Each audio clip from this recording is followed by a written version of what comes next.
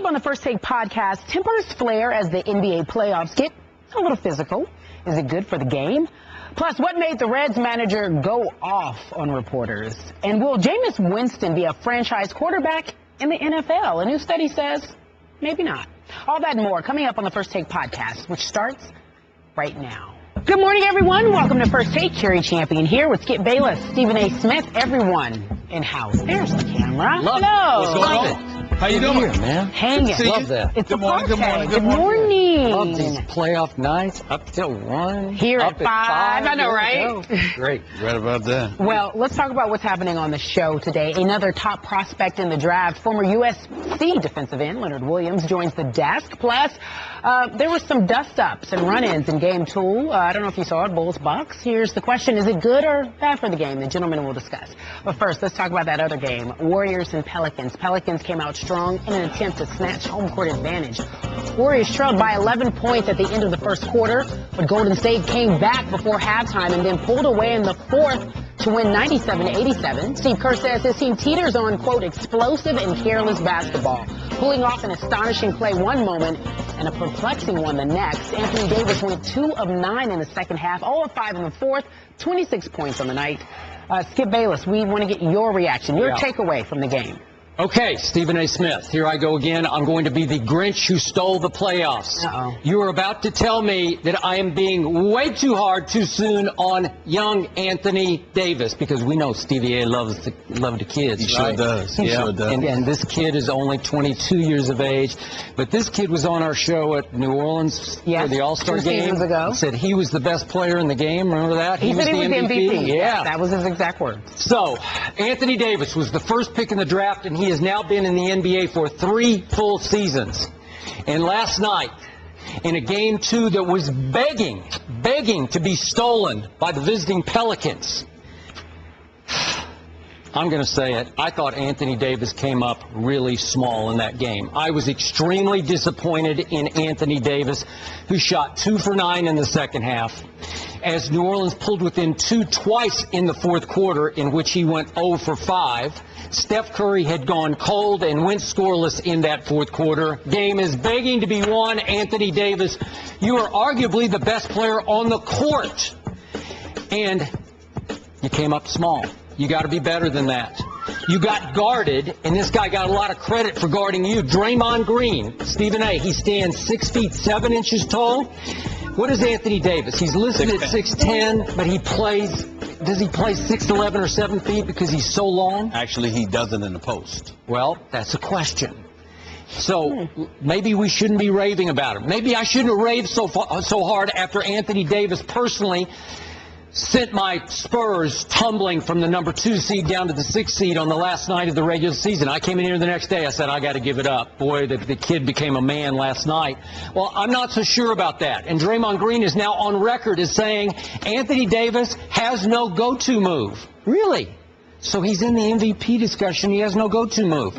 Very interesting to me. So, Anthony, I don't know yet. I'm trying here. I'm setting your bar high because I think you want your bar set high.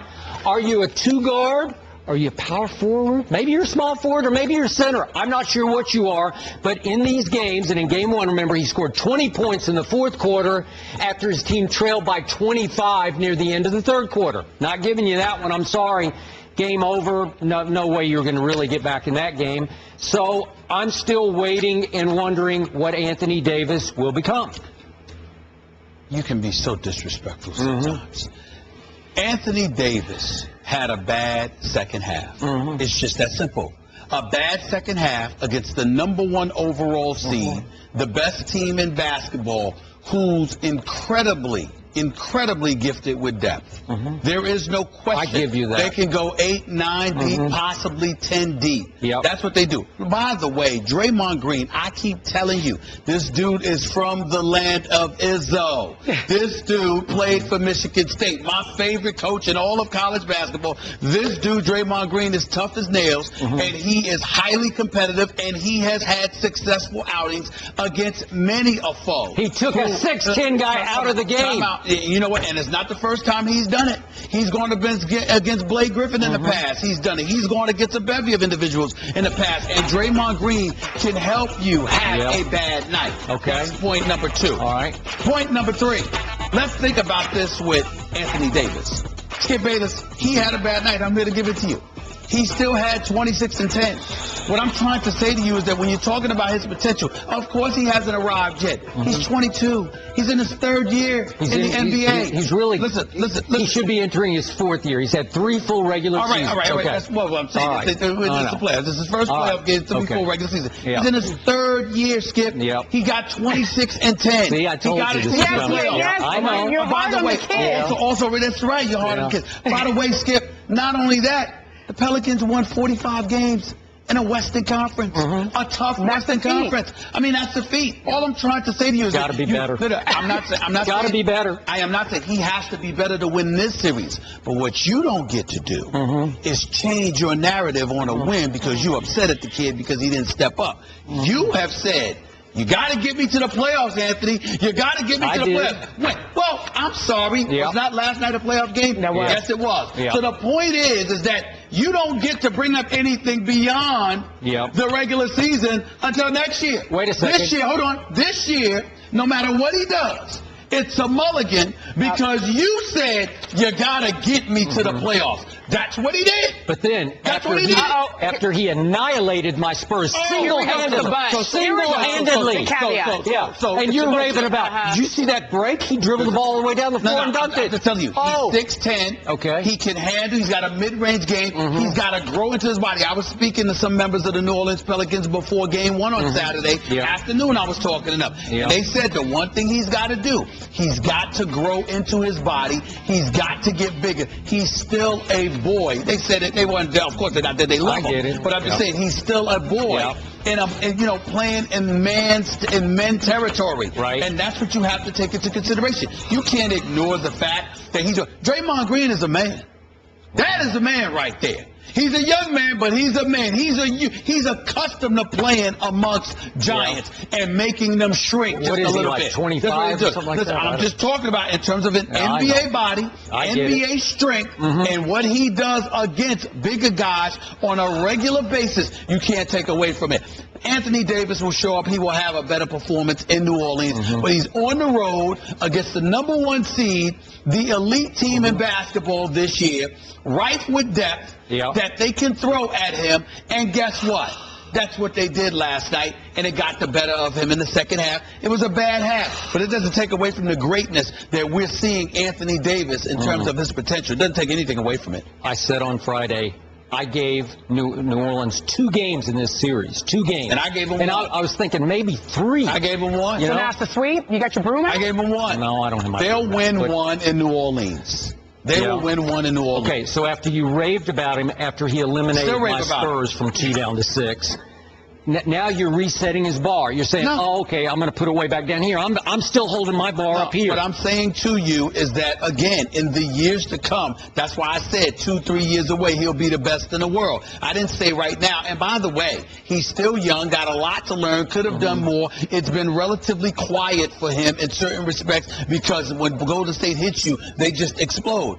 But Anthony Davis is still averaging 30 in this series. All I know is I unfortunately stayed up to watch this whole thing, and they had chance after chance after chance after chance. Klay Thompson came up big in the 4th quarter. He saved their bacon in the 4th quarter. But when you're the best player on the visiting team, and arguably most people put him in the top 5 already in the league. Is that too high? Talent-wise. Okay. Talent-wise, yes. But not in production. Talent-wise. Is that what you're saying? You give me the numbers, and then you say, well, but he's not in the top 5. Which is in terms of production, in terms of impact, not quite yet. Should I grade him as a top 5 player?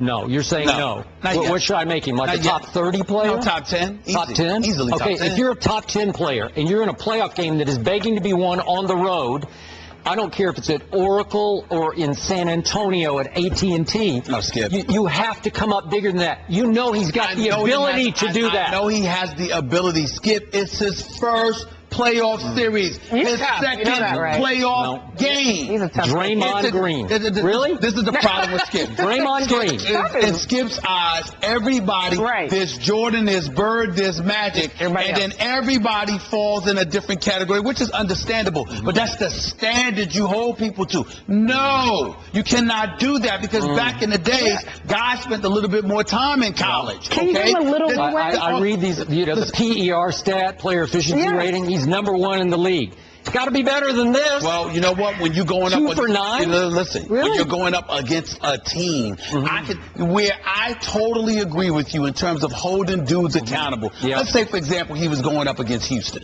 Well, Houston, even though there are other contributors, there's that guy Dwight Howard. It's really about James Harden. It's really about James Harden. So that makes sense to me. But when you're going up against Dwight Golden will not State, like that remark, by the way. No. Well, Dwight Howard looked awesome in Game 1, but he's got to when they're on the floor, not doing foul trouble when he was on the floor. But he's got to continue to show that because that is not something that has happened. But in the end, what I'm saying to you is this.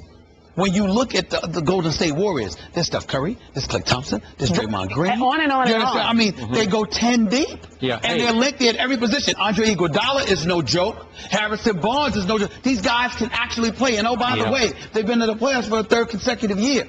All I know is the superstars in the history of this game, after they had played 3 years in this league, if somebody had called him out on another team and said, you know what, that guy didn't even have a go-to move yet, he would get gone at, man, because he would pay for that remark. And that remark's been out there for, I don't know, for a week or so. He doesn't have a go-to move. You probably motivated him. Wow. Game 3, ladies and gentlemen. New Orleans. 30, though. 9:30 Eastern. So I'm setting the bar to 30. That's a lot of points to be averaging. You're talking about him like he hasn't done anything. He's averaging 30. 2 for 9 the second half. 0 for 5 in the fourth quarter. He didn't do it last night. He didn't do it last night. This series easily could be 1-1. Easily could be 1-1. He didn't do it last night. You act like they just lost the series. They trailed by 25 at the end of 3 quarters on Saturday. That's no good. That's no good. They're better than that. He's better than that. As mentioned, Game 3, New Orleans, 9:30 Eastern. Warriors have won 7 of 8 in the Big Easy. Let's see if Davis can pull off 1 at home. You think he can do it? You're going to give him 1 at home. I'm going to hold him accountable for 2 at home. Wow. That's just me.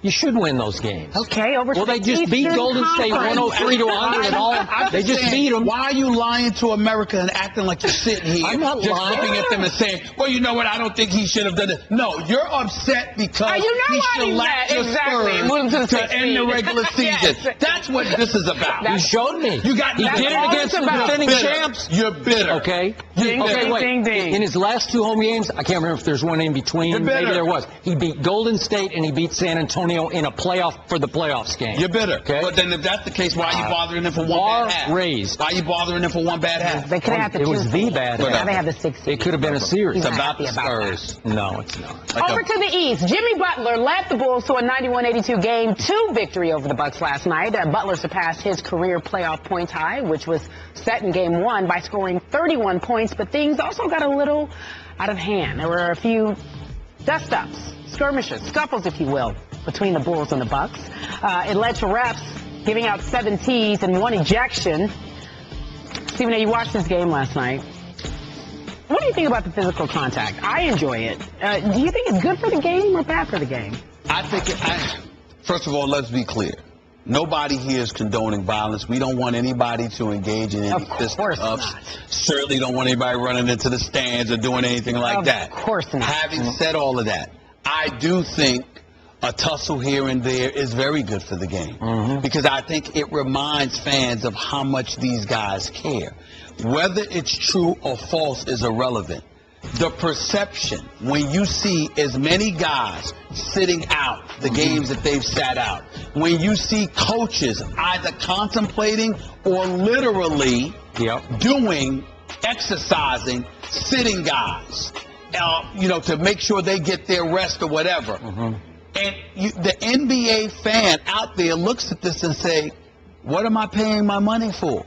I mean, you've got guys, and what I've always detested was guys going on the road to do it. If you're going to sit out at home because you have 41 games a year at home. But when you're on the road, those particular fans on the road barely get a chance to see you if at all. So when you miss games, particularly road games, you're not feeding the public what they're paying for. The NBA fan, I'm not going to sit there and say they're getting robbed, because the NBA game is absolutely fantastic. But these guys sitting out the games that they've sat out, it does get a bit alarming. You understand it, practice, games, 82 games that can wear and tear your body. Ultimately, you're going to be held accountable for the games that you produce in the postseason. But I applaud the fact that Chris Paul played all 82 games this year.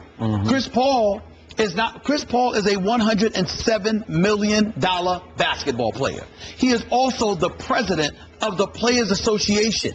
He is cognizant, it appears, of his responsibility to the public and to his franchise to go out there and play, if indeed he is healthy enough to do so. Certainly, if you're not healthy, you're not healthy. If you're injured, you're injured. But I'm talking about guys just sitting out because you tired, you want to get some rest. That's like us being asleep. And damn it, you know, and hell, listen, we talk about me here. You know I don't want to get up early. You understand what I'm saying? Well, you know, let me not get up early to do first aid. I mean, in my perfect world, I sleep till 12 noon every day. Yes, you would. But I'm not apologizing for you, damn right. You'd be up at 5:30. In my perfect world.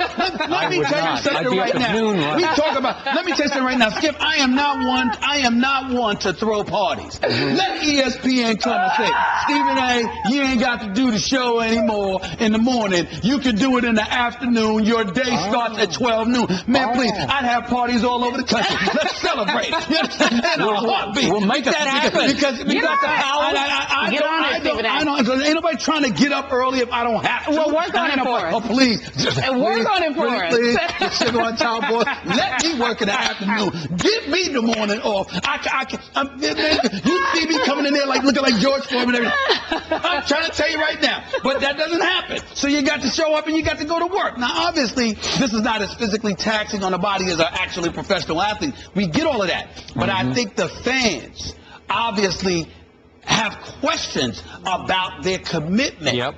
So when you see the fisticuffs, you know, the tussle rather, not fisticuffs, because we're not advocating that, Chuck. The point is that when you see the tussle take place, you want to make sure it makes you feel good, because you look at it and you go like this. They want this. Yeah, they want this bad. They want to go at each other. And I like seeing that, because I think the NBA fan, you know, like you talk about the hugging one another and, you know, the being bromance. friends. The bromance. I'm over it. We get it, but at the same time, the public, they want to see the animosity. They want to know that you want it very, very badly. Yep. And I think stuff like that shows you want it very badly. Okay. I'm conflicted about this question. I don't know how to answer this question. Remember my background. I was there the night that Kermit Washington got up ahead of steam and decked Rudy Tomjanovich with a punch that nearly killed the man. No and the question. LA Times sent me to the hospital to cover the rest of the night. What would come out of, you know, we weren't sure he was going to make it through the night. I remember you told me that. I covered all those Celtics-Lakers great finals of the 80s, and what I remember most are some of the dust-ups. Sometimes it was borderline fisticuffs, but I don't remember anybody getting socked or hurt or, you know, like, but it was great theater. That's right. And it was real, and it was raw. Rambis, Kareem Abdul-Jabbar, Bird, Kareem Abdul-Jabbar. Thank you. Yes. Okay.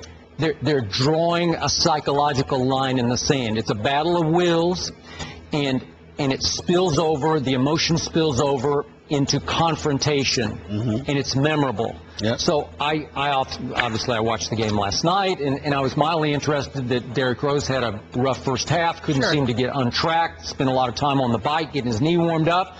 Second half, he was really good, and he took over the game late and closed the deal that Jimmy Butler had brought them to the brink of closing. And Jimmy Butler was big time last night, and he's a big time player. I like this team. I like them more every night that I watch them. By the way, give Jimmy Butler his money. Well, I think You said that yesterday. They made a mistake. He's about to get paid. Okay. But what do I remember most from last night? It's the little incidents. It's a John Henson, who I never thought of as a real big, bad, tough guy. He's not. And he ran over Aaron Brooks, who got in his way, and it was a foul on Aaron Brooks, as I recall. And then John Henson stood over him glowering, making a statement of, "Get out of my way." And that was uncharacteristic of a John Henson that's a It's a classy young man. But I liked it, and it stuck in my brain as the most interesting moment of the night. So, again, do I want to see punches thrown? I do not. This all changed that night, what was it, November 19th of 2004. I believe you were on ESPN that night, as I recall. That's Remember right. the Palace Brawl night, right? Myself, Greg Anthony, Yep. Tim Legler. I was watching. And John Saunders. You got it. Hey, John. And it changed life in the NBA. Changed it because Commissioner Stern said, that's enough. And the spillover was that today's NBA players take it right to the edge, and then they're like, I can't go any farther. Right. That's all I got. Well, that's fine. I get it. But sometimes I want to see a little more physicality just to show they care. Well, again, absolutely. Yeah. And that's where I'm going. Nobody is blaming the NBA. The NBA has a public to appease. They do. And to acquiesce to some degree. And you can't have anything in the form of hooliganism take place and expect to continue and to remind people what happened at the Palace Brawl. Well, this is Ron Artest running to the stand. Okay. Steven Jackson running into the stand. But Ron Jermaine O'Neal on the court just dropping dudes. He No wasn't question. healthy. But the point in all of this is that first of all, never touch a fan. Ever. Number two, and more importantly, and just as important rather, is no fisticuffs at all.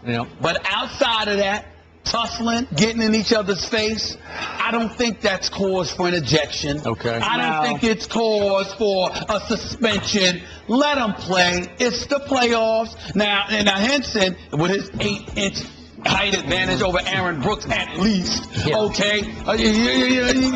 glowering over him, all right, good, big deal. But the point is that it got everybody riled. Everybody was getting in each other's face. They did. And the crowd in Chicago was going berserk.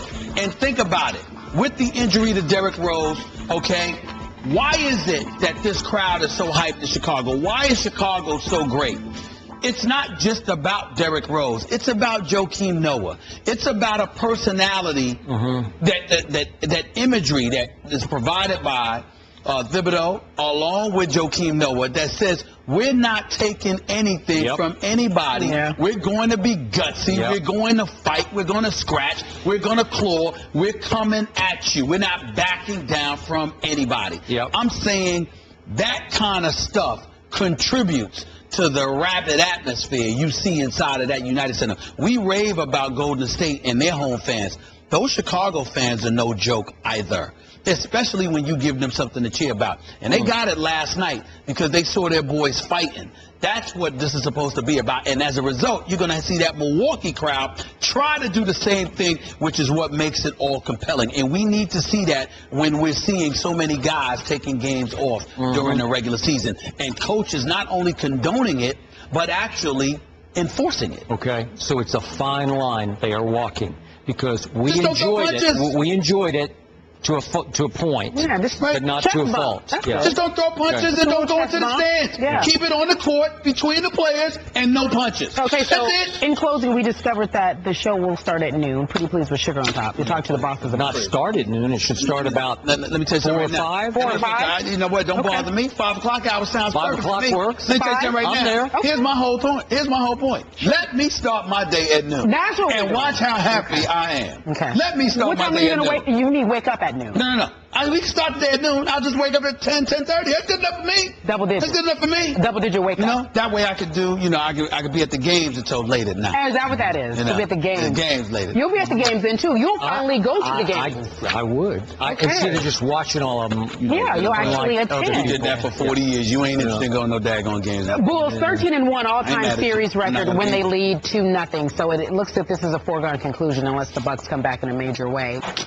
Ahead of their Game 1 in the playoff series, the Portland Trailblazers had a laminated card in their locker room that included phrases like, "We don't lose to Spanish players." The first-round opponents, the Grizzlies, have one of the most popular Spanish players in the league, Marc Gasol. You see him there. When Portland was asked about it, head coach Terry Stotts said it was motivational and other things were on the card, like we are Rip City, we will be tougher. Nobody can beat us in 8 times in 1 year. Win the dogfight. We play as a team and outwork Memphis each and every night. We're better when we come to play. So there were motivational sayings, Stephen A., but the card, again, was first mentioned in a column. And what it got everyone's attention was the fact that they said, we don't lose to Spanish players. Your reaction?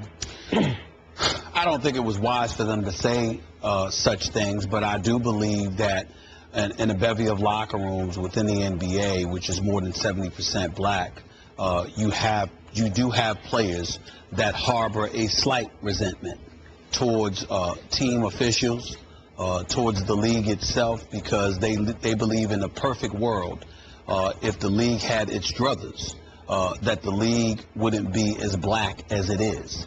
Now, obviously, that, to me, that's not an argument I'm wholeheartedly willing to support.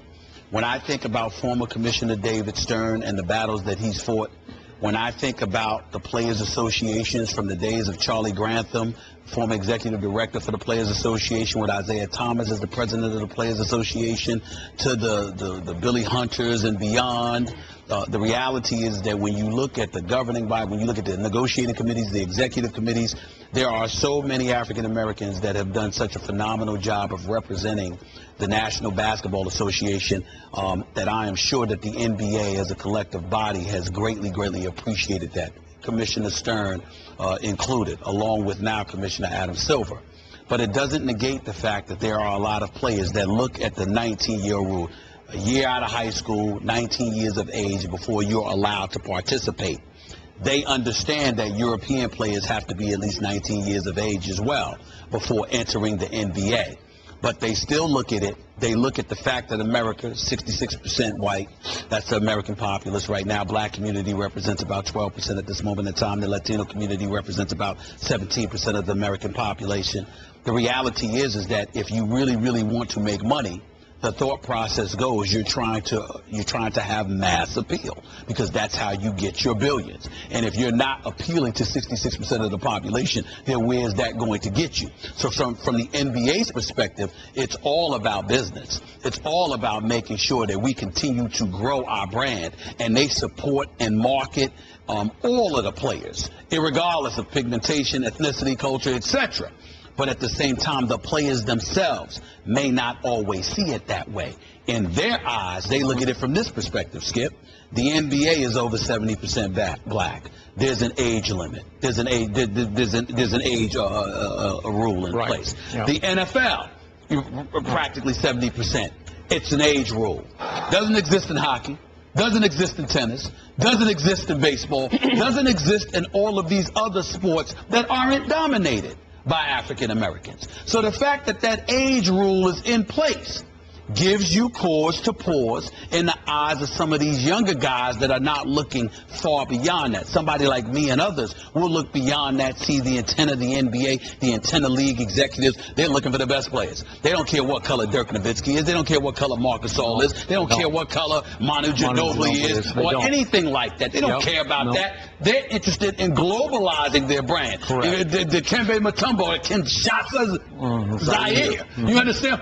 I mean, that's what they're looking at. They don't care what color you are. Yeah. They care about your level of productivity. And if you're from a foreign nation, that appeals to them because it helps globalize their brand, which opens the avenue of revenue exponentially. And by the way, the defending champs are very internationally flavored. And very internationally flavored. So that's how they look at it. Yep. But if you are a black player, the reason why you think a tad bit differently, at least from time to time, is because of that age restriction. Because you're noticing that it only exists in the sport predominantly. Okay, help me out on that one. You lose me on the age restriction as it applies to black and white. No. What it's saying is, in other words, we've talked about Major League Baseball. What's the percentage of black players in Major League Baseball? It's like at 7%, 7.8%, if I remember correctly. Tennis, hockey. In other words, in other sports that are not predominantly black, you don't have an age restriction. But obviously in the revenue-generated sports, which happen to be dominated by African-American players, basketball and football, it exists there. So that you have black players in college, right? But you can argue that's just to keep players of whatever color in college. That's true. So that they can grade them better. They can rank them better for their draft. Absolutely, we look at it that way, and that's the argument that they would make. But if you are a black player in the league, and you're seeing that these other sports don't have that argument that you make in terms of having longer to evaluate them, looking at guys, etc., etc. You're saying, why doesn't it exist there? Why does it only exist here in the sports we're dominating? And yeah, I understand their point of view. I don't agree with it totally, but I do understand where they're coming from. I got it. Okay, I appreciate that. Now let's apply what you just said to a list of motivational sort of ploys, if you will. Sure. Here. We are this, we are that, we are this, and we don't lose to Spanish players. Got it. Okay, the Spanish player in question on the other team is Marc Gasol. And by the way, he was quoted as saying, I don't know what that means, honestly. I don't know, nor do I care. Right. Good for him. And Marc Gasol, as we both know, we've had him on the show, highly respected in the NBA, right? So as a motivational ploy, is that aimed at the black players in the Portland locker room? Who's it speaking to? We don't lose to Spanish players. What button is Terry Stotts, as the head coach, trying to push in his locker room? I have no clue. I don't either. I don't know. Okay, I don't get it.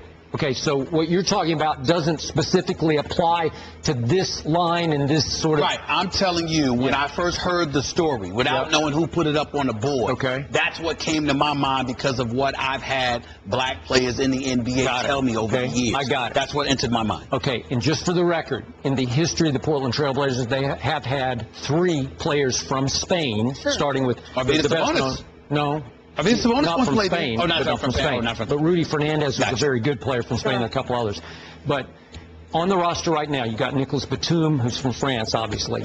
You have a Chris Kaman, who's a white player, obviously, but he played for the German national team because he has German roots, okay? He grew up in the United States. Steve Blake, obviously, is a white player. Just because we brought this up, just for the record. And there's that Joel Freeland, who I'm not that familiar with, but he's from England, didn't make the playoff roster, but is on the bigger roster.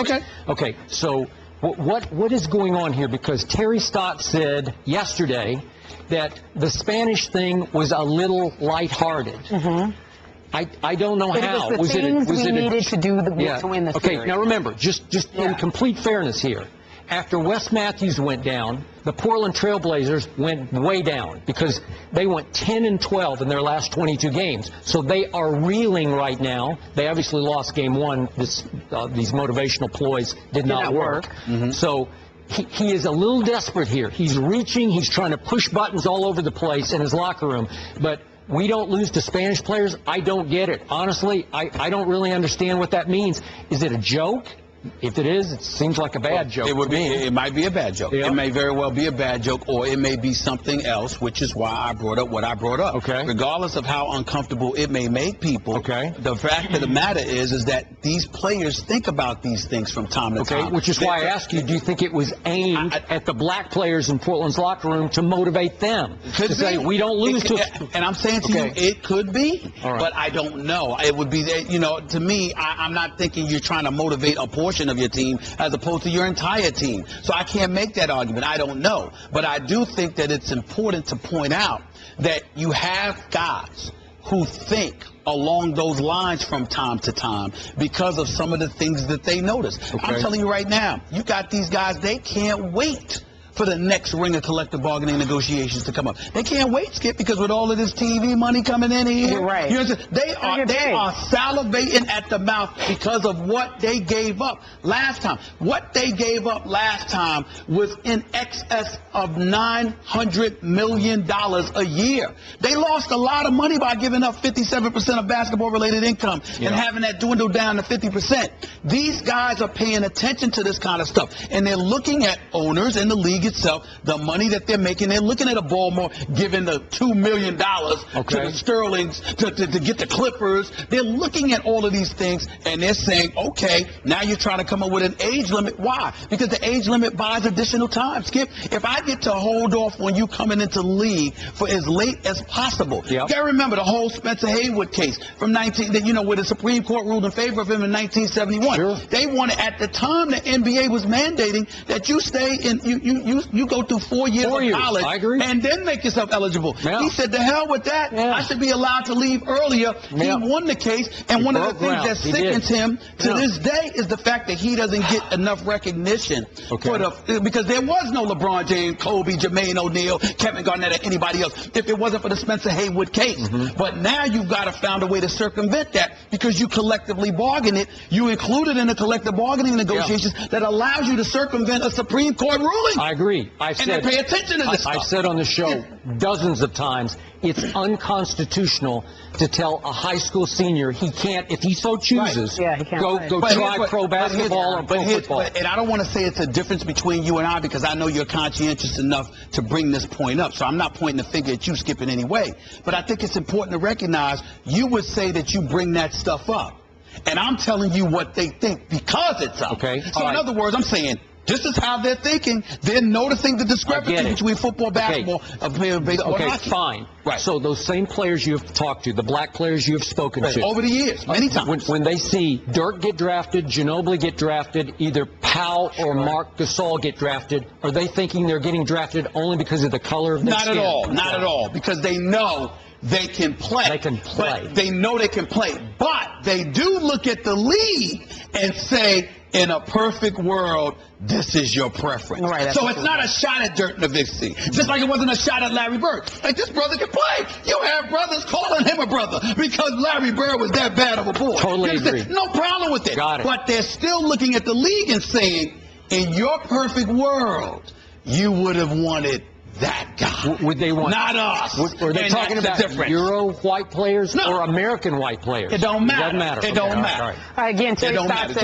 the Pigmentation. Spanish thing was lighthearted. He was trying to use it for motivational purposes. Hey, that's a wise thing to say now. Yeah, Let's say it was lighthearted. Former USC defensive end Leonard Williams projected to 3rd or 4th overall in the NFL draft. I really appreciate you being here. You're welcome. Thanks for having me. You're a brilliant young man. You are a genius. You should be the first pick in the draft. You are a genius, young man. You are. I'm glad that you realize that. And the reason why Skip and I are raving about you because before we went to break, you had the guts. You were brave, despite what Stephen A. was trying to do. Yeah. You decided to go with Manny. Make your case as to why you feel Manny will win the You're fight. sitting there just softening it up. I mean, why are you talking about loaded questions? I'm just talking about loaded questions. Just loading it up for you. I just don't want you to feel intimidated. Just feel free. Well, for me, Mayweather, he's undefeated. You know, one of the best guys. I'm sure everybody's rooting for him. But I think Mayweather, you know, being an underdog, he's going to defy the odds. And then, you know, just especially since Ronda Rousey's up there, I'm a big UFC fan. Had to go on that side. She's the joint, no doubt about it. Yeah, I wouldn't mess with her. Yeah. All right. Okay, so how do you see it unfolding, the fight?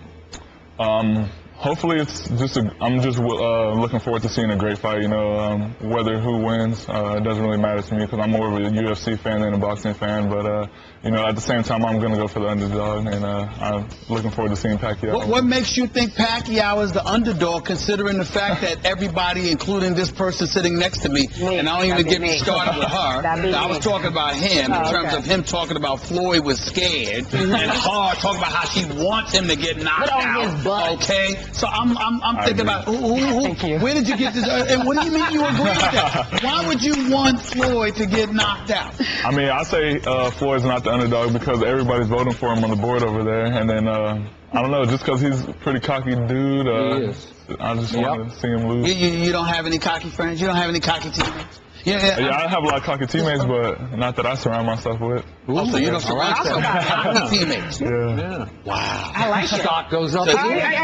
First, number one choir boys. Choir boys as teammates. So you want choir boys as teammates? Nah. I want people who have a lot of confidence, but just not too cocky, you know? All right. So what do you want to talk more about the fight or the draft? Let's talk about him as a football player. Yeah, because from my understanding, you couldn't play football until you got to high school because you were a little overweight, so you didn't play Pop Warner. So you go for someone who was a late bloomer to a top prospect. Tell us about your journey. How did you get to this point in your career, and how did you know you'd be so talented? Well, yeah, leading up to high school, you know, I've always wanted to play football, but my parents kind of helped me out at a young age just because, you know, all the head injuries and all that type of stuff, so they didn't let me play till I got to middle school. And then when I finally tried to play my 8th grade year, you know, I couldn't play because I was above the weight limit. That was like 180, and I was already like 200 pounds at the time. And then, you know, I kind of was feeling down on myself. Like, I was like, man, I'm like too big and all that stuff. And like, my dad told me my size is going to pay off one day. And then when I finally got to high school, they immediately put me on the D-line. And, it wasn't bad for me because me and my dad, both wanted me to play D-line. And, I didn't even know how to get in the three-point stance. But before high school, I played rugby. Since I couldn't play Pop Warner, I started playing rugby like 8th grade. So that kind of helped out a lot going into football, just the physicality and, just being a part of a team and stuff like that. Let me get back at Kerry Champion this way.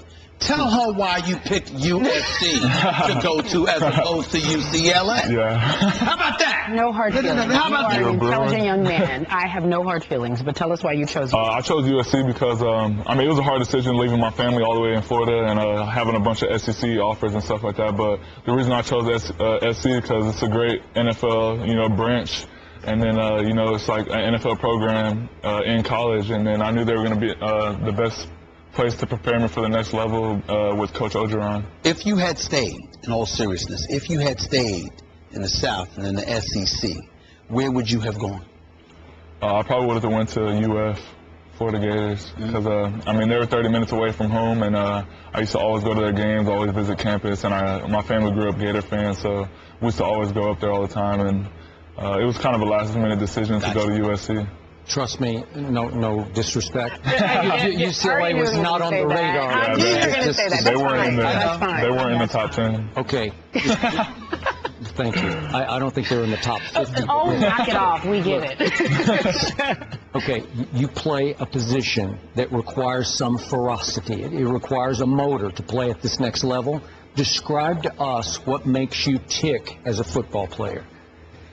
Well, I would say most people just describe me as like two different kind of people, when it comes to being off the field and on the field. And I think when it comes to football, I just have so much passion and love for the game that it completely changes my mindset when I'm out there. And, I just try to get after it every play. And do you go into some other place? You become some other guy? I think so, to be honest, because, off the field, I'm really calm, pretty chill person. You seem that way. Yeah. And then on the field, I'm just, I like to put my hands on people, hit people as hard as possible, and then, I really get in the zone. I don't really hear the crowd or anything like that, so just really in the moment. Watching guys in the NFL play your position, who do you model your game after, if anyone at all? I model my game most after J.J. Watt, and I would say the biggest reason is just because I see him move along the D-line a lot and, playing various positions along the D-line, and they kind of use me the same way at USC, so I try to see how he did it and try to, model my game after him. How strongly do you believe Tampa Bay should take you with the #1 overall pick? Nowadays most people are going to look for the quarterbacks, but, from history, it doesn't show that that's always the safest pick, and I feel like in this draft, taking me would probably be the safest pick, and, I'm not talking down on any other players, but I'm just, talking about myself, and I feel like that would be a safe pick. Any feelers from Tampa? Is there any way that could happen? Breaking news. Just to be sure, because they keep going back and forth about whether they're going to take a quarterback or not. I'm not really sure, man. I'm hearing good things from all teams. Every team visit that I've been on, they all say that I'm on their board and that they want to take me. But in the end of the day, there's going to be trades. There's going to be all that type of stuff. So I can't really, look forward to any specific team and not go there. So I'm just. You just brought up the issue of safety, like being a safe pick. Jadeveon Clowney got injured last year. How much do you think that's going to impact your stock in terms of where you're taking, considering the issue of safety that you talk about? In other words, he got injured. Yeah. So because of that, how do you think that's going to affect how somebody like you are being looked at for this one? I just feel like in the NFL, anyone's prone to injury, and you can't really compare me to someone in the previous draft that has gotten injured in my position or anything like that. So I guess just, I've had one injury before, and then... Which was what? I had a torn labrum, and I had one surgery in my shoulder, and I heard it's pretty common in the NFL, so... Gotcha. Great.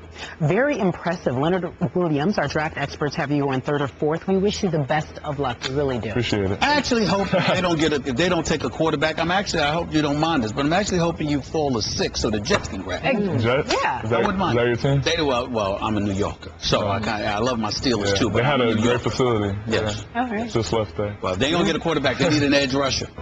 Upset by the accurate reports that all-star catcher Devin Mesoraco was not with the team for Sunday's game in St. Louis, team manager Bryan Price went on an expletive-filled tirade in his daily session with reporters. I don't get it.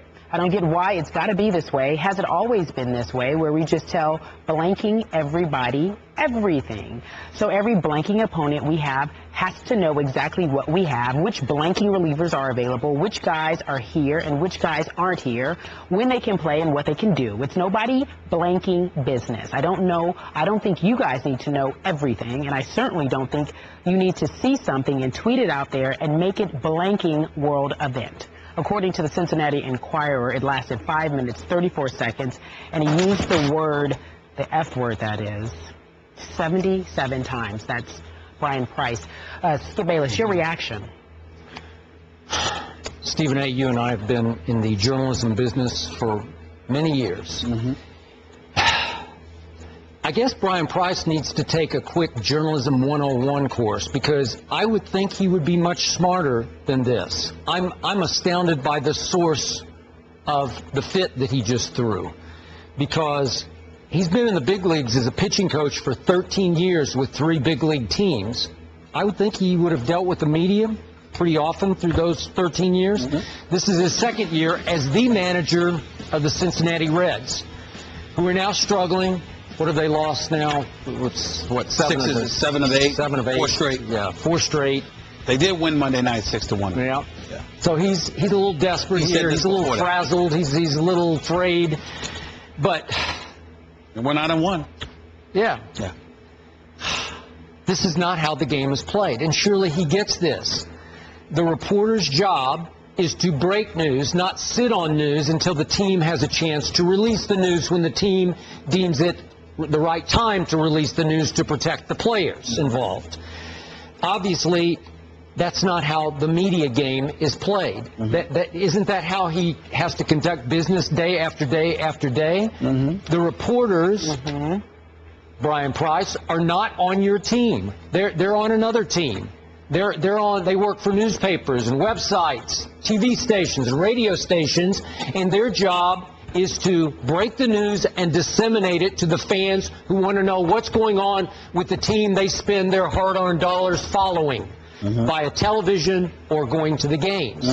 So what's so hard to understand about that? It sounds like he just completely lost it over something that he should have known better about, because surely he learned this 15 years ago when he first became a pitching coach. This is how the media game is played. I don't know what happened. He flipped. He went over the edge for the wrong reason. A couple of points I'd like to make. Number one, can we please put up that video of him again? Let's see his face. Okay, let's see his face, whether it's in real action or a photo. Right there he goes. Because if this were a player, we'd certainly see him. You're right. So let's make sure we show the manager Bryan Price's face all over again, acting like a damn juvenile. Put it right up in there so everybody can see exactly who we're talking about here. Do we have any footage of him with his hat off so we can see his face so he can't hide under the baseball cap? Since you want to act the way that he acted, let's make sure everybody knows exactly who he is. We ain't talking America. We ain't talking about one of the players. We're talking about a manager, a leader of men, somebody who is responsible for leading his clubhouse and conducting the appropriate level of decorum. Maybe, just maybe, this would be a perfect excuse to bring up the fact that they shouldn't have let go of Dusty Baker to begin with, that he still should be the manager. No, it's not a Dusty thing. It's just an aside. But they shouldn't have brought. Dusty took him to the postseason.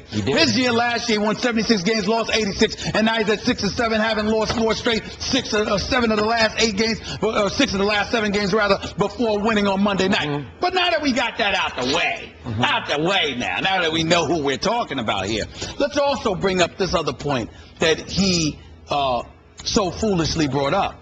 He talked about what is the purpose of another team knowing who we have available. I'm sorry, is that what you want to do now? You want to hide who you have available and who you don't? I thought you were trying to compete. I thought this was Major League Baseball, not Pop Warner. Not where you sitting there and looking for some slight edge where you're not wanting to engage in competition. One of my favorite, even though it was fake, I loved my wrestling, Skip, and you know why I loved my wrestling? When we talk about Ric Flair, to be the man, you've got to beat the man. You're supposed to want to go up against the best. Here I come with what I got. What do you have? Let's get it on. Yep. Not hide players. Let's disguise whether or not they're going to be available. They're going to show up. We're not going to put them on a list. Why did they need to know this or that? But you know, in matchups, late game matchups, just saying. if you know somebody's not available or available to pitch it or whatever, I know we're micromanaging here. We are micromanaging. And when a manager who hasn't won anything yet has that kind of mentality, maybe it's a prelude to why he won't win anything. With that kind of attitude, that's point number 2. Point number 3. When you look at it from the media's perspective, don't you love how, once again, the media is the villain? Now, I am the first to acknowledge everybody in our business is not on the up and up.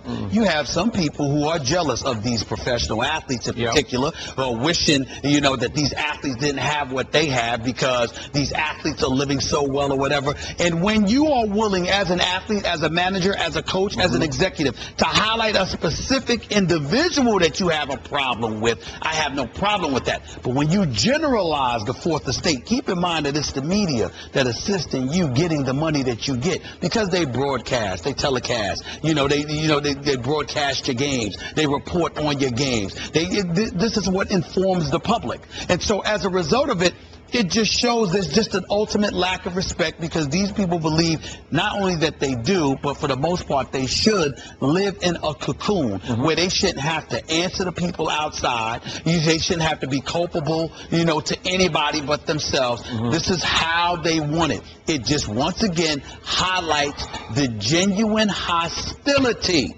that professional sports feels towards the media, and the media needs to wake up and embrace the fact that this hostility is real, but for the most part, it is unfounded. They did not ask this man a question about his wife, his family, his personal life, or his personal business. Anything about baseball. That's your job. Sure. And if you got a problem with them doing their job, could you imagine what you would be like? I have no problem.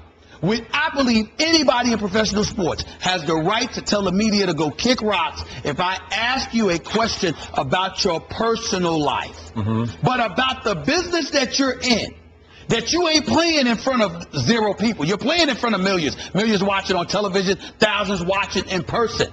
You have no business asking the question rhetorically or otherwise, why should y'all have the right to know this? Because we pay for your product. You ain't playing for free. Correct. You ain't managing for free. But that message has not been disseminated strongly enough by the media, and the media needs to stand up and send that message. Okay, fine. But to be fair about this, you realize his players, I'm being fair to him, I mean, his players will love it that he had their backs, because they don't like us either. Right. And remember, one of his points was that a player was to be sent down to be replaced, and he wanted the opportunity to inform the player who's being sent down to the minor leagues before it broke via Well, then Twitter. why didn't you sit there and pick up the phone and call that player before you actually said, oh, yes, you did have time. Yes, you did have time. I don't know that. Yes, you did. No, you don't have time to pick up the phone and call somebody, but you got the 2 players were on a flight with a reporter. They're on the same flight as the reporter, which is why the news got out, okay? So the point is, you have plenty of time. Just waiting in line to get on the damn plane gave you enough time to pick up the phone. I'm talking about somebody else, for him to pick up the phone while the players were waiting in line trying to get on the phone. Oh, come on now. All I'm saying to you is the animosity and the hostility. My advice, dare I say, to my contemporaries within the media, embrace it. Embrace the hostility. You have no idea. Maybe I'm just a different breed. I wish players or managers, somebody like that, would come at me like that.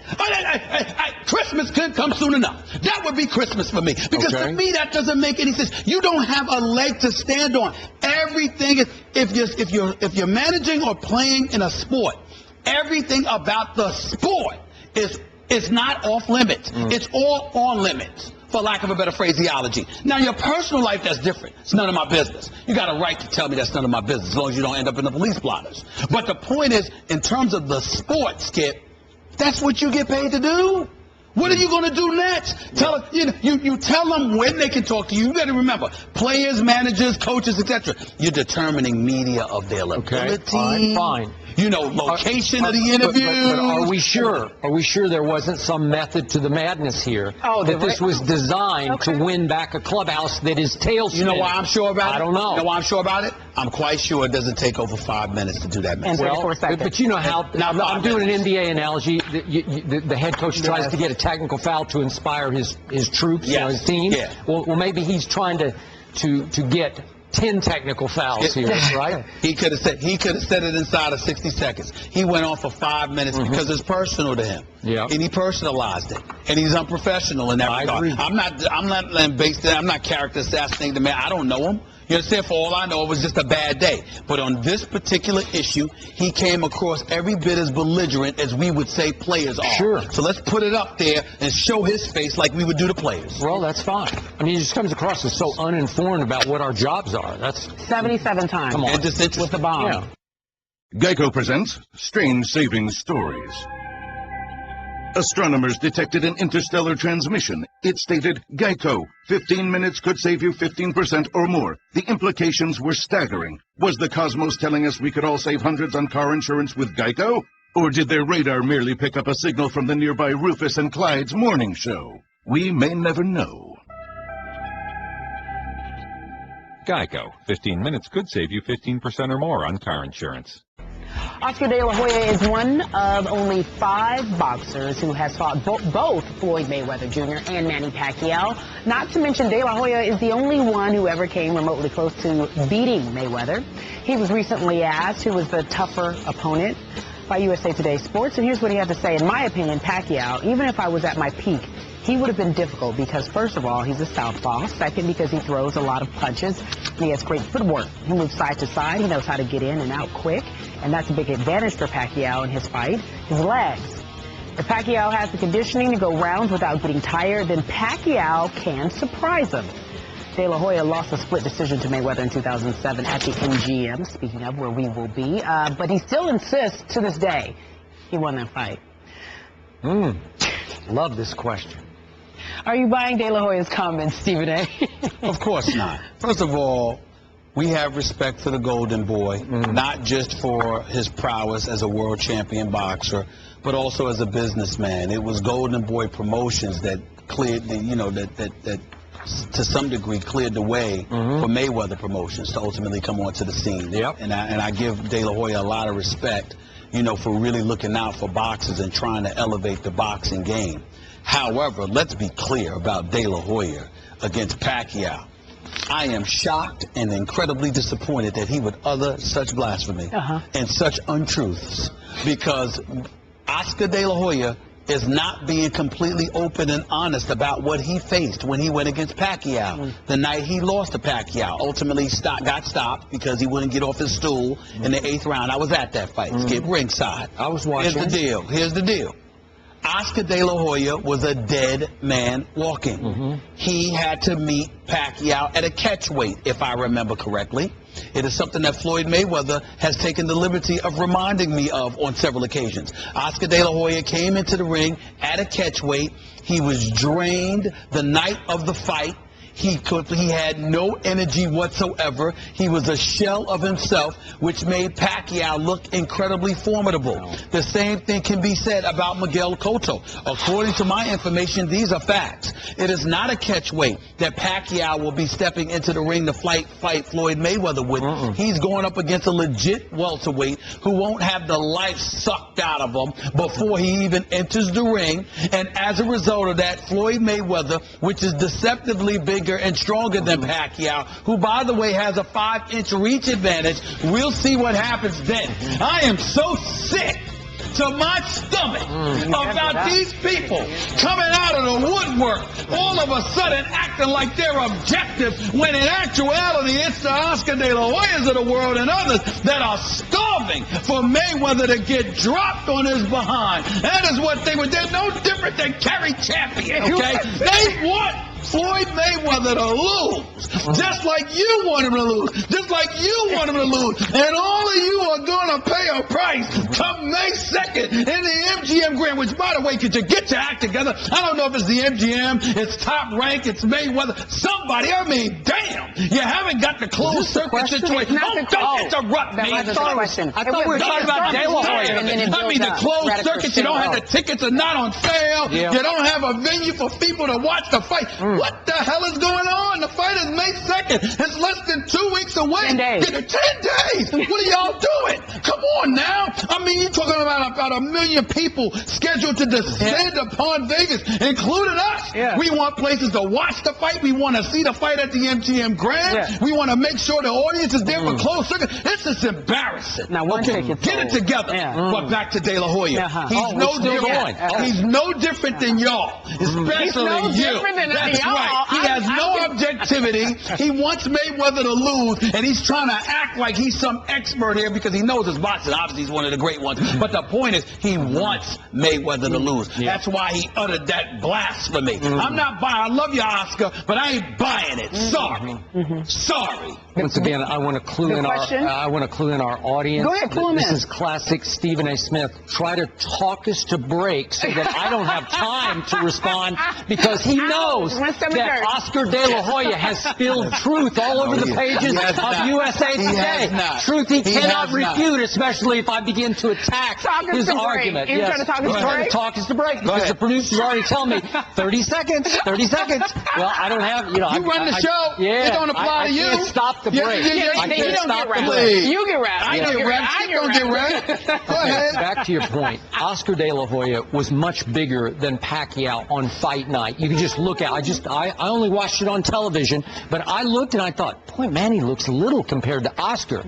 And Manny absolutely annihilated Oscar until he finally said, not only do I give up, I quit. I'm not going to fight anymore. He shamed him so badly that night that Oscar basically retired after 8 rounds. Right. And I mean retired from boxing, not from this match. Yes. So I also watched this De La Hoya Mayweather fight, the pillow fight as I call it, when nobody hit anybody. But I did think that De La Hoya hit Floyd more effectively than Floyd, who ran and danced, ever hit De La Hoya. I thought De La Hoya actually won that fight. It was a split decision. 1 judge went with De La Hoya, 2 barely went with Floyd Mayweather Jr. So just for the record, this man right here is speaking the truth about what he felt in the ring from these 2 fighters. And I loved it because he said he favors Pacquiao in the fight because he's a southpaw and because he throws a lot of punches and has great footwork. He moves side to side. He knows how to get in and get out quick. This is Manny Pacquiao he's talking about, not Floyd Mayweather Jr. And that's a big advantage for Pacquiao in this fight, his legs. So his only caveat is he's got to be in peak condition because the way that Floyd will beat you is he will trick you. He will try to run and tire you during the round. And then at the end of various rounds, as De La Hoya says so perfectly here, then he pot shots you with enough punches to steal the round. He said win the round, but I'm going to say steal the round. He pot shots you. That's all that Mayweather Jr. is capable of doing is pot shotting his opponents. Because we all know he can't punch. Manny can punch. Manny will attack early and often, and I'm going to try to educate you one last time on this. Do your best. Maybe this isn't the last time I'm going to educate you. Manny's hand speed is equal to Floyd's hand speed. Manny's foot speed is beyond Floyd's foot speed, and Manny's punching power is way beyond Floyd's punching power. And finally, I haven't even gotten to wills because Manny's will is much stronger than Floyd's will, especially at age 38. And your evidence of this is what? Your all access. No, my evidence is the all access in which Mayweather admitted to you that, I don't know, over the last 6 months or so, he finally got his love back for boxing. This sounds like a man who was ready to retire about 6 months ago. He fell in love. He doesn't want to train anymore. He doesn't want to work this hard. He is so looking forward to next September when it is over for him. So as he said, he can go to the mall. He can hang out. He can drive his cars all over the country. 17 cars? He's got one for each hour of his day. You know, he just trades cars by the hour. This is the man. This is the guy who's not going to be ready for the onslaught he's going to face the night of May 2nd. First of all, let's not hate on the Bugattis. Thank you, producers, for giving me the time to talk through the break. Let's not hate on the Bugattis and the Lamborghinis. Those are very nice cars. He's got a bunch of them. And the Bentley is quite nice to ride in. Yeah. But let me say this to you. Skip Bayless, you talked about Mayweather's motivation. Isn't it you that publicized the fact that Manny lacked some motivation prior to this fight because of the spiritual conversion, because of the philanthropy that he exercises when it comes to his native country, and all of this other stuff? My point to you is this. Floyd Mayweather is totally entitled, according to you, he's totally entitled to be highly motivated for this fight without having been motivated for the previous fights because you gave the mulligan to Manny. Because you said that Manny, with the spiritual conversion, running for Congress in the Philippines and everything else, he just wanted one more fight. And Floyd, and Floyd wants two more. Well, because he's already contractually obligated to the second fight, which is going to be Pacquiao 2 after he loses to Pacquiao in this fight. Well, clearly, Floyd has a plan. He's going to fight Pacquiao twice. He's going to lose to him May 2nd. Then he's going to lose to him again in September, and that'll be all we'll ever see I don't see Floyd wanting a rematch if he loses. You see what I'm saying? You don't. That's why I do. No, I don't. That's why I think the two fights is, I mean, he's basically assuring himself that he's going to beat Manny Pacquiao to end his career, not once but twice. Because Pacquiao's the type that'll come back for more. He'll come back for more of a beating. That's what he'll do. You understand? So, I mean, this is what it is. What I find comical is that you just said, again, you talked about the spiritual conversion and how Manny wasn't motivated, but he's motivated now. But Floyd, he's motivated for just one guy in one fight. He didn't want to fight Marquez for a fourth time. Are you kidding me? Right. But Floyd Who would want to fight somebody a fourth time? Floyd ain't motivated. Let me tell you something about Floyd Mayweather. You know, and I spoke to some peeps this morning about a half hour before the show. You know what I'm saying? Highly motivated. Why? Because he understands that although it is not deserving in his eyes, it's a legacy-defining fight for Floyd to the rest of us. As far as he's concerned, everything that he's worked for the is pressure on the is line. on. Yeah. Everything that he worked for is on the line. And the one thing that we know about Floyd is that when the lights shine brightest is when this brother puts on a show. Much to your chagrin, Kerry Champion. Much to your used chagrin, to be that way. Skip Bayless. It used to y'all be. Don't even, y'all, and you know what? As far as I'm concerned, you two are Manny Pacquiao too. Y'all just Pacquiao. It's Kerry Pacquiao. It's Skip Pacquiao. Y'all don't know what y'all asked for. Y'all don't understand. So I got one last question. Y'all just done started something. Floyd is y'all gonna get it. Y'all gonna get it. So dedicated now. Floyd at age 38 is so dedicated. He is so driven to be ready for this fight that did I not see with my own two eyes? In one of your all-access, you're standing in a room and he was eating. He was eating. What was that? It looked like fried food to me. I thought it was McDonald's. Was that McDonald's? I think it was McDonald's. It was Chick-fil-A. It was Chick-fil-A. Oh, Chick-fil-A. Was that like McDonald's? Chicken fingers. It was very nice. Oh, chicken fingers. Are those fried? Yeah, they are fried. Yes, it is. Oh, so he's eating fried. You bought me some too. Y'all must say, you bought me some that day. You bought me some with him. You bought me some that day. Wow. One day I allowed him to treat. Oh, so it was just the one cheat day that he had where he could just eat whatever he wanted. Floyd Mayweather is in constant shape all the time. Oh, when you get to 38, all of a sudden it doesn't stay constant anymore. You have to work at it. I just wonder if he's working that hard at it. It seems like every day there's another take on whether or not Jameis Winston will be selected first in the NFL draft and how the red flags surrounding him will affect him once he's in the league. Well, our new quarterback adjusted stats and experience system finds that he may not be a great quarterback. Take a look. It says, according to the Q-based system, Winston has a 61% chance to be a bust and just a 26% chance to be an adequate starter in the NFL, compared to Marcus Mariota, who has a 23% chance to be a bust and a 41% chance to be an adequate starter. All right, again, these are analytics, and so I'll ask you this, Skip, if you want to try to break this all down. Do you agree with the analytics, the Q-base? The first thing I believe is we should move the draft back to mid-April. Okay. You know, like we got too much time. I agree. I know it's great to continue to hype and but build. But enough. It's not good. The draft overanalyze. should be here by now. Yeah. And it's too long. Paralysis by analysis. Yeah. That's fair. Given that, I tried to digest these numbers, and they don't quite compute to me. They're over my head. But I do get the general picture that is painted by these aren't second level, these are like ninth level stats, that the projections show that Tim Couch, who had a number of 428, was going to be a bust. That was bust territory, and that was correct.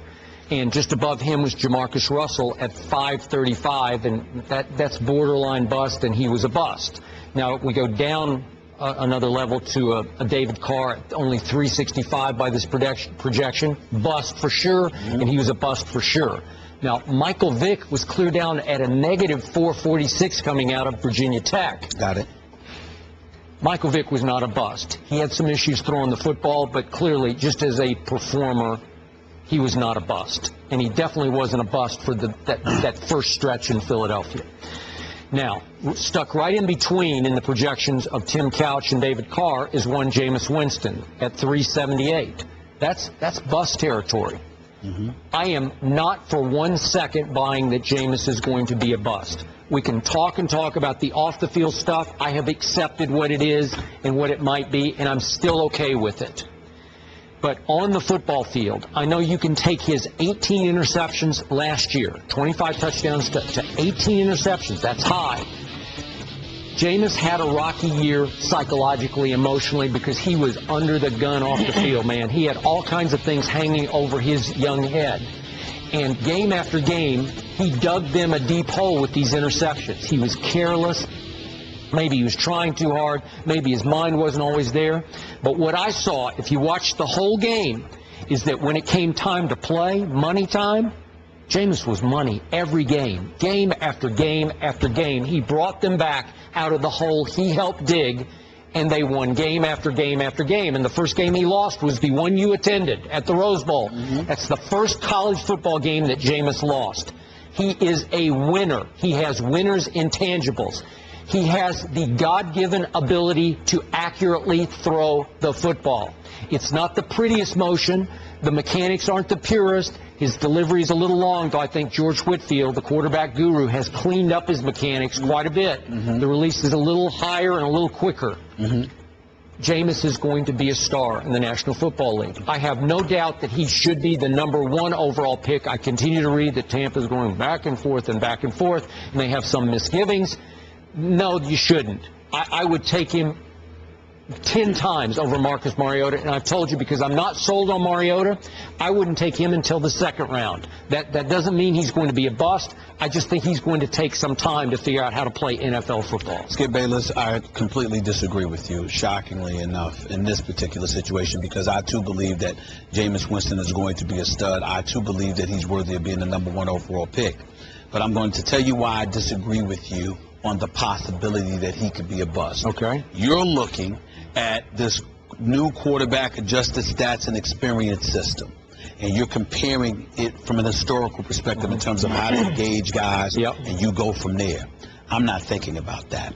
What I'm thinking about is the system you're going to, who you're playing for, and what the expectations are, combined and coupled with the distractions. What I mean by that is, first of all, let's take the distractions. You dealt with that at Florida State. It's highly different to deal with that when you have the responsibilities of a job, when you're no longer the big man on campus. Now you're the star quarterback for a team where literally livelihoods are in your hands. You got guys that go home, they're married, they got families to feed, they got mortgages to pay, they're not kids anymore. So that responsibility elevates, and the kind of things, the intestinal fortitude that you had to deal with before, you got to make sure you don't put yourself in that position again. Otherwise, it could be far more detrimental to you. You're playing against superior athletes, and you're playing for superior guys with far more responsibilities and therefore intensity that comes along with the program.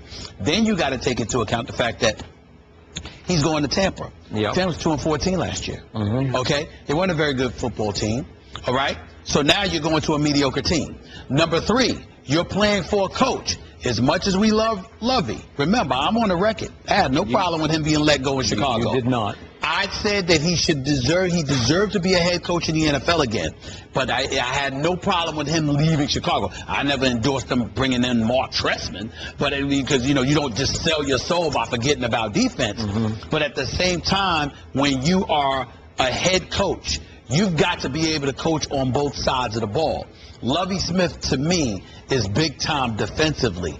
Offensively is where he has always been challenged. Chicago Bears never had an elite offense under him, and they had some of the requisite pieces, but they were not elite under him. Their defense was no joke. Okay, they would keep in mind, even though he took them to a Super Bowl appearance, they made the playoffs 3 times in 9 years. Okay, so where are you going? I mean, you're going to Tampa Bay.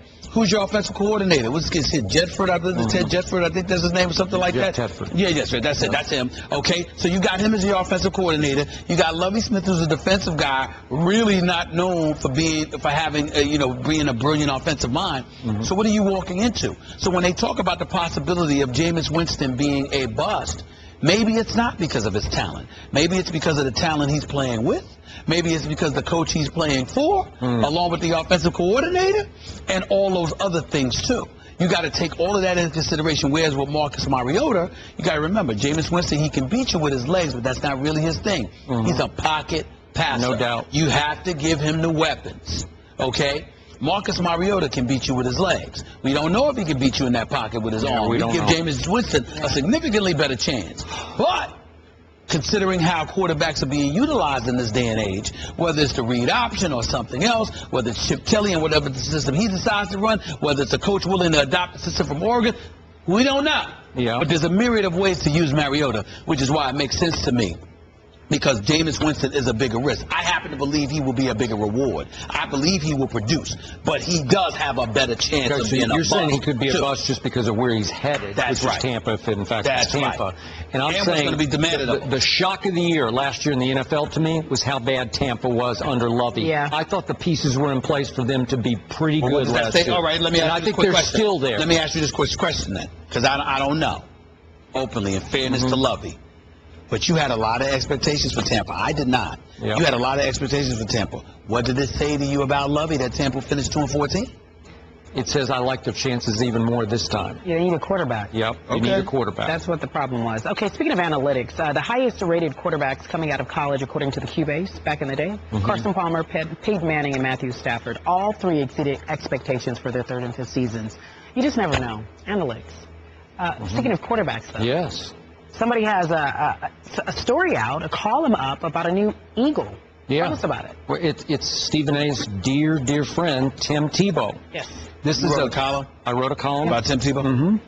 It's a behind-the-scenes look at how Tim Tebow, in probably a 1,000,000,000-to-1 shot, wound up after 2 years out of football with the one coach, Chip Kelly, who loves to defy conventional wisdom in the National Football League, especially as it concerns a Tim Tebow who can't play. It's up on ESPN.com right now, correct? This is the problem with Skip. What's wrong with the problem? I can't escape him. What do you mean? You know what I'm saying? What do you mean by that? We do the show together. Okay. You know, I like to read, and then he always writing something. You know, I go give speeches. They always ask me about them. I'm in the airports. They always ask me about it. It's part of your life. It's too much a part of my life. And you know what? He called me last night. Oh, just to tell you he missed to talk to me because he couldn't stay away from me. That's the sweet. I can't believe it. Tebow can fly like an eagle. That's up right now on .com. Check it out. We're just a few weeks away from the NBA Finals, but with the first round of the playoffs up and running, our NBA insider, Bradford Doolittle, figured it was time to rank the starters for all the teams playing in the first round. So let's take a look at what he came up with. Steph Curry at 1, LeBron James at 2. Let's round that off. Chris Paul, Anthony Davis, James Harden, top 5. Whew.